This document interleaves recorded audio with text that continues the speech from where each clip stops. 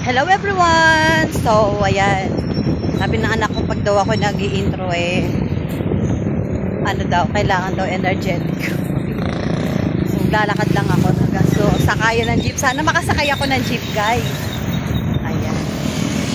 Salamat sa nagsakay sa akin ng libre. Ayan. So, ako ay galing nito sa ospital at ako ay nagpa-inject. Nagpapayong ako, kaso naman tong payong ko malambot. Ayan. So, nililipad. Kaya ako ngayon ay nagtanggal ng payo. Siyempre kasi, kailangan ko mag-video para meron akong i-upload sa aking A Day in My Life. Ang taga-edit ng aking video ay yung anak. So, ayan. Walking muna ako, guys. Sa sakayan.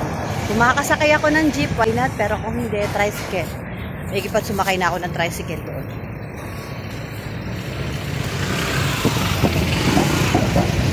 Okay naman guys, kasi uminit.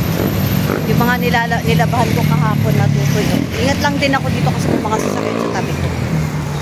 Sabi ng tricycle driver kanina, laki ng sandok guys. Sandok! Di talaga hindi naman healthy dito kasi talagang mainit. Ano makapag ano?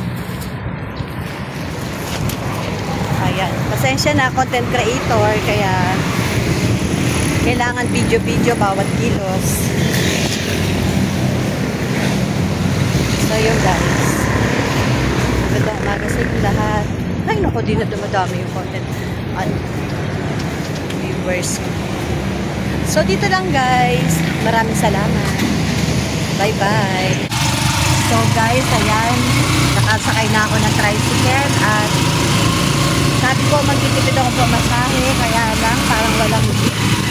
So hanggang dito na lang ako pakay sa bahay. Nay, doon pa yung fines, Nay, doon pa.